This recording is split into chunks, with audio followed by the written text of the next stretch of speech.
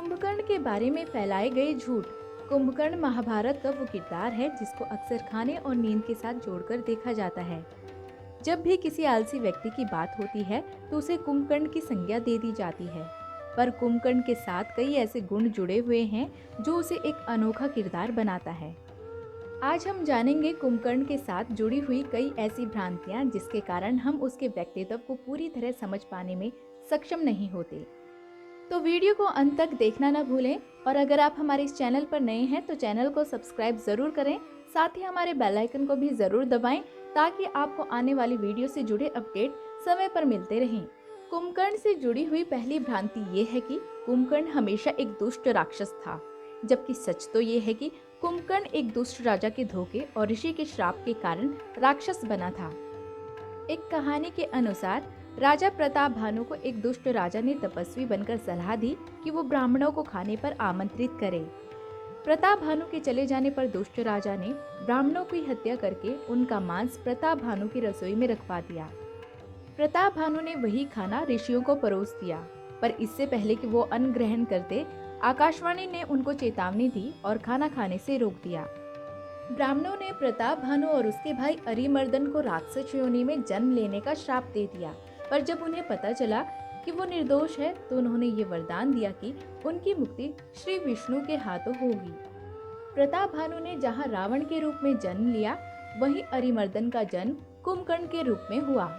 एक दूसरी कहानी के अनुसार कुंभकर्ण विष्णु भगवान के द्वारपालों में से एक था जिसने सनत कुमारों को नाराज कर दिया।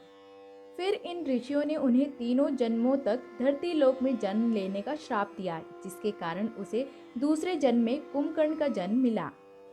कुंभकर्ण के बारे में दूसरी भ्रांति ये है कि कुंभकर्ण ने अपने जीवन में सिवाय सोने और खाने के कुछ नहीं किया, परंतु सच तो ये है कि कुंभकर्ण बहुत बड़ा विद्वान था जिसने रावण को आखिरी वक्त पर धर्म की शिक्षा देने की कोशिश की थी, पर रावण ने उसकी शिक्षा लेने से मना कर दिया। कुंभकर्ण एक महान योद्धा भी था जिसने अकेले ही युद्ध में करोड़ों वानरों का संहार कर दिया था। इसके अलावा वो महान वैज्ञानिक भी था जिसकी अपनी एक प्रयोगशाला भी थी।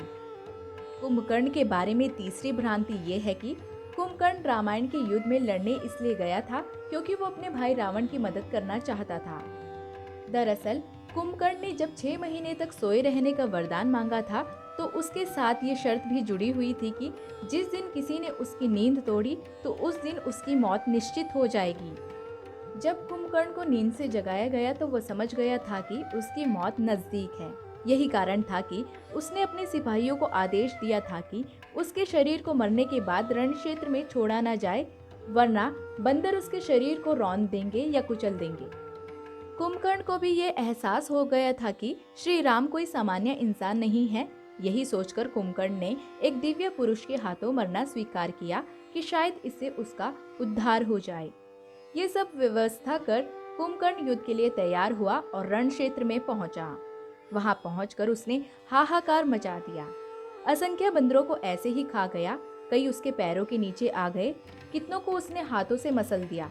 तब श्री राम ने कुंभकर्ण के साथ युद्ध करने की ठानी। श्री राम ने पहले हाथ काटे, फिर पांव और आखिर में उनका सर धड़ से अलग कर दिया। राम को कुंभकर्ण की आखिरी इच्छा का पता था, इसलिए उन्होंने उसके सर को बाण से उड़ाकर दूर एक पहाड़ी पर रखवा दिया। आज भी हिमालय की कंचनजुंगा की एक पहाड़ी जो नेपाल में स्थित है का नाम कुंभकर्ण है, क्योंकि माना जाता है कि ये वही जगह है जहाँ कुंभकर्ण का सर आकर गिरा था। तो कैसे लगी आपको हमारी ये कहानी, हमें कमेंट सेक्शन में जरूर बताइएगा। ऐसी ही सच्ची और रोचक जानकारियों के लिए हमारे चैनल पर बने रहिए। आप देख रहे हैं द भक्ति, क्योंकि भक्ति में ही है असली शक्ति।